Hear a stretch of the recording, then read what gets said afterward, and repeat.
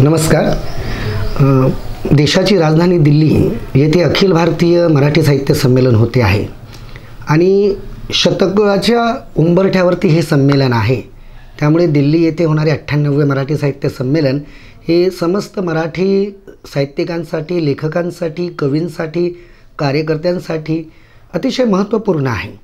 आणि त्याही बरोबर महत्त्वाचं म्हणजे आपल्या भाषेला, मराठी भाषेला अभिजात दर्जा मिळाल्यानंतरचं हे संमेलन आहे. त्यामुळे या संमेलनाला एक वेगळी अशी झळाळी आहे. आपण जी भाषा बोलतो, जी भाषा आपल्या रोजच्या अंगवळणीची आहे, त्या भाषेचं संमेलन होणं आणि तेही देशाच्या राजधानीत होणं आणि त्यातही ते मराठी भाषेला अभिजात दर्जा मिळाल्यानंतर होणं, हे खरं तर सगळे योग जुळून आलेले आहेत. आणि हे सगळं होत असताना मराठी भाषेचा अभिमान आपण सगळेच बाळगतो आणि हे संमेलन एका वेगळ्या पार्श्वभूमीवर होते आहे. देशाच्या राजधानीत होते आहे. देश विदेशातून साहित्य रसिक, कवी, कलावंत, लेखक, कार्यकर्ते सगळे इथे जेव्हा सहभागी होतील त्यावेळेस त्यांच्या मनात एक आनंदाचा भाग असेल की अभिजात दर्जा मिळाल्यानंतर आपण इथे येतो आहे. म्हणजे एखादी साहित्याची जशी गंगोत्री वाहते आहे ती अभिजात दर्जाच्यामुळे पुन्हा एक नव्याने अधिक प्रफुल्लित होऊन ती वाहते आहे.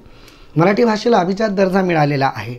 पण हा दर्जा मिळाल्यानंतर नेमकं काय होणार असं जेव्हा मी विचार करतो त्यावेळेस माझ्या असं लक्षात येतं की या अभिजात दर्जा मिळाल्यानंतर नवीन संशोधकांना वाव मिळेल. जे विद्यापीठं आहेत त्या विद्यापीठामध्ये जे अभ्यासक्रम राहतील ते कदाचित अभिजात भाषेचा दर्जा मिळाल्यानंतर पुन्हा नव्या लेखकांपुढे येईल.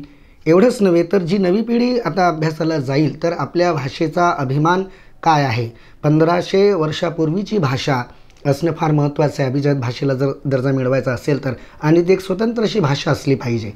तर आपली भाषा या सर्व निकषांवर पूर्ण बसली आणि म्हणूनच आपण अभिजात भाषेचा दर्जा मिळवलेला आहे. माझ्या माहितीप्रमाणे तमिळ ही पहिली भाषा आहे का जिला अभिजात दर्जा मिळालेला होता. त्यानंतर संस्कृत आहे आणि बाकी इतर ज्या भाषा आहेत त्यांना.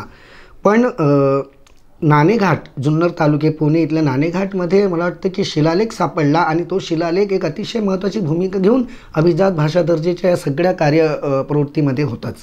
रंगनाथ पाठारे ज्येष्ठ साहित्यिक आहेत महाराष्ट्राचे, त्यांच्या अध्यक्षतेखाली असलेल्या समितीने जवळपास 500 पानांचा अहवाल देऊन ही प्रक्रिया अधिक चांगली व्हावी यासाठी सातत्याने प्रयत्न केलेले आहे.